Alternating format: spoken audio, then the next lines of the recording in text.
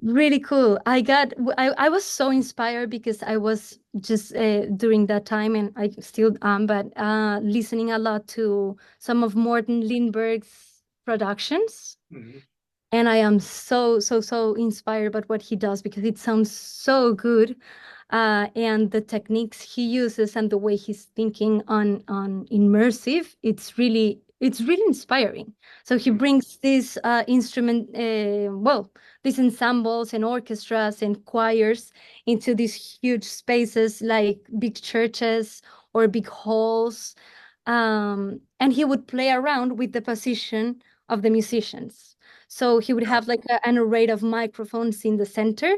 Yeah. And I saw a video that he did of I think it was a jazz trio where he Yeah. would on one side the drums, then the bass somewhere else, and the piano in a different place. I'm not sure what the instruments were, but they were like around the microphones, and it sounded great. Like you could hear Mm. the space, you could hear the church sound, and it was beautiful. So we came up with the idea of recording the string orchestra, um, and place the musicians in a circle, and I Yeah, think see, that that's incredible because I was just going to ask it up. Like, did you record each section separately and then put it in Atmos, or did you do it as a live performance and the microphone array was basically the Atmos mix, correct?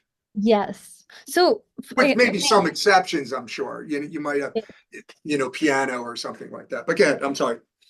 exactly. No, you're right. It was like a combination of both because what we did was the arrangement and this like Atmos recording was for the string section, the string Hmm. orchestra.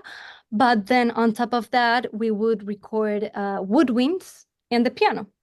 And then we would have the synth bass. But the original idea was to have the string orchestra in a circle. So I can show you a diagram we did for the like to start imagining this No, if that's I way cool. you wanna Chip, show can she share her screen? Chip, let me see if I can. zero gravity, I think. Should be. Okay. Oh, Okay, beautiful. here we There you go. go. Awesome. Let me pull it up. Okay. Way cool. Way cool. Yeah. So this is kind of the diagram we imagine for the and that we used actually for the recording. Um, and the idea is that you're just like sitting in the middle of the string orchestra and they would be playing around you as opposite of, like the normal when you go into, an orchestra concert where you would be in front, right, Yeah. Yeah. of the orchestra. It's like trying to think a little bit different the position. But I think the most interesting thing that happened was that when we had this diagram, Julio was still working on the orchestration of the piece. Mm. And he saw this, and I remember I mean, the music was a lot of 16th notes, so Hmm. fast 16th notes, taka taka taka taka taka, and it seemed like maybe it would be, like a lot all the time, having everybody playing 16 notes. So we started playing around with the composition while we had this, and we ended up thinking of like a little kind of movement that the orchestra would be doing during the recording. So this Cool. is what Way what cool. what we're doing. For example, when the violins one are playing 16th notes, Hmm. the violins two, which are opposite, would be playing quarter notes. Oh yeah. Love it. And the cello and the viola would be playing eighth notes, right? So that Right. would go on for a bar. I think it's 1 bar or 2 bars. They would be like using those rhythmic figures. And the next bar, it would rotate. So the cello would be playing quarter notes, the viola would be playing 16th notes, and the violins would be playing eighth notes, and then it would keep rotating. So it's I this love it. like the sense, of a kind of clock feeling where you would be hearing the quarter notes moving around, and then everything is like working together while the piece is going on. Yeah, that's great. Now I have a question for you, and I apologize if I'm throwing you off here. Yeah. Your microphone array. Yes. And I'm assuming those little dots in the middle is where the mics, and the blues, I assume, are the height mics. Yes. They're pointing up at the ceiling. You're And that, absolutely right. yep, and the black one in the middle there, I assume that's the center speaker. Yes. Okay, all right. And then you Amazing. got your left and right, your mids, and then you got your two rears. So that is a 7.1, no, 7.4. There is no one, correct? Exactly. There's no one. It would be a 7.1, Okay. yeah, or 7.0.4. I don't know if that would be like You know, because I want to share this one thing with you, Natalia. Sure. October up in New York, they have, you know, the annual AES thing. And Yes. there was this clinic, and the guy was from, because this is what it reminds me of. He was from Norway. And it was really cool. Like he would get these orchestras and go to these cathedrals Uh-huh. and doing no different, very similar to what you've done, Yeah. where he would lay up the microphones array, and then he would move the sections around and then have them record a section, and he would listen to it, and then he'd move them around to kind of get the right balance and so on. And that's what he did. He just would actually, you know, commission orchestras and go to these different cathedrals and record it kind of very similar to what you're doing, and physically move the sections around to get the right balance and so on, because every cathedral is different. Absolutely. Mark, know. if, we might be talking about the same guy, Lindberg, because he's from Norway. All right, there you go. You know, and I cannot, I mean, and this is absolutely inspired on those techniques that he uses. yeah, yeah. You had a whole rig thing. You know, it was credit. You know. Yeah, it was all rigged, and I remember him saying that the mics were all omnidirectional. Yeah, yeah. You So what know? he does is he calls this technique like the 2L cube, if I'm not wrong, because it's a cube what he's doing, and basically the idea is, yeah, they're all omnidirectional microphones, Yeah. and they are like representing each of the speakers that you would have in Atmos. So, for instance, the four blue dots that I have there in the center would be one going directly into the left directly into the right hide speaker, and same for the others. The one on the center would go straight into the center, and it would give, you know, that huge representation of. So it would be as you use them as beds. Yes. So for these, I am using the bed. You're using the beds. Right. Yes, absolutely. Cool. Uh-huh. Totally cool. It was super cool. I mean, we got to record these in Angel Studios in London. Wow. So we were not in a huge cathedral like Morten Lindberg, but we were in a very nice, very high studio where we had like a really good room sound, but like in the studio, you know, in the control situation of a studio.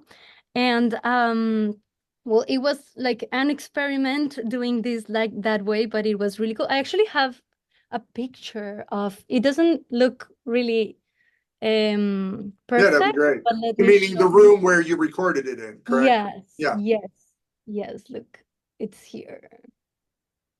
So it's a little, I mean, I don't know if you get to see everything, but this would be the arrangement of the microphone. Get up here. And this but they're well, I guess it's only a partial picture. So the ones for the elevated speakers, those mics are pointing up, correct or no? No, they're pointing like to the sides, like a little bit angled, aimed, you know, to the orchestra. That's the one thing I remember.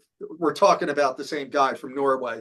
Yeah. Is that at the cathedrals where he did it, the four top mics pointed up. upwards. Oh, that's to so get cool. the Makes so much ambience sense. in the room. They pointed Mm-hmm. up. So that's interesting. But they probably had to do that because it's a different room, obviously. There's Yeah, and unfortunately, we didn't have all. I mean, because Morten Lindberg, I think he uses all omnidirectionals, and I mm, think they're all DPA microphones, if I'm not wrong. mm, We didn't have that. We had to like make a combination of different microphones, and actually, the higher microphones, they are Shep's MK. mm. 21, is it the reference? They're like the big cardioid ones. Gotcha. So they are not totally omnidirectional, the ones on the high. Mm. So that's why we had to, like change it Compromise. with Yeah, the yeah. I compromise. play a Yeah, little bit right. with what we were doing Got it. um, in there. So Got we it. ended up doing it like that. It was really fun. Oh, Um, it's awesome. That's awesome. That's totally cool. and I think from the result, the one of the coolest things is that the space is so beautiful, like you Mm. feel it's huge. You feel it's big. The high end is really nice, and I have things already in different places, and I haven't even started, like placing things on objects or moving things around, and I already have the whole space full of, like the sound of the orchestra, and with some kind of movement, even Mm. if I'm not doing any automation. It's just a movement that was done by that little change Composition by the on the composition. composition. Yeah. No, it's great. Question for you. I see, correct me if I'm wrong, a pipe organ in the back. Was that Yeah. involved as well? They have this huge pipe organ, which is Yeah. amazing. They do have it. We I'm didn't thinking Phantom use of it, the but Opera type of thing going on here.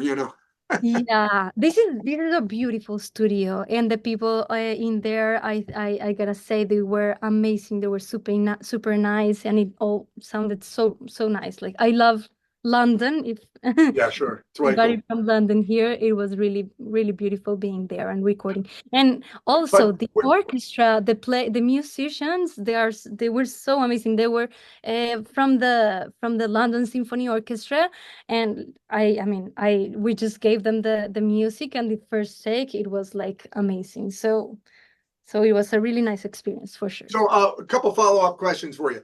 Regarding that pipe organ, was it part of the piece or no? No, Okay. All right. unfortunately, no. It's just part of the studio. I wish we would have used it, but not on this Got it. piece. That's fine. That's fine. I was just curious. And my second question for you, did you drive the musicians nuts by asking them to move 2 inches over here, a foot over there, and so on? I mean, it sounds like a Monty Python routine, yeah, pretty much. Yeah. You know, did that happen? Yeah. Was there like you had to move them around a lot to get it to work? I think the ones that had a harder time were the engineers and the and Yeah, the yeah, and the assistants, like placing the microphones. yeah. What I did was, I a week before the trip, I was already speaking to Marianne, which she was like the first violin, because we didn't have a conductor, like we thought maybe this is gonna be easier if just the first violin, she's gonna be, like kind of conducting, because they're gonna be looking at each other. I think that was the challenge for them. They are used to play, but like knowing everybody is like on their sides, and they're looking at a conductor on the front. And now we just changed everybody around. We moved everybody around, and they had to play by looking at each other's faces, which I think that was the challenge for them. I mean, they're amazing musicians, so I don't know how much they really struggled with that, but those were the conversations I had with Marianne beforehand, because like I was like, we have this crazy idea.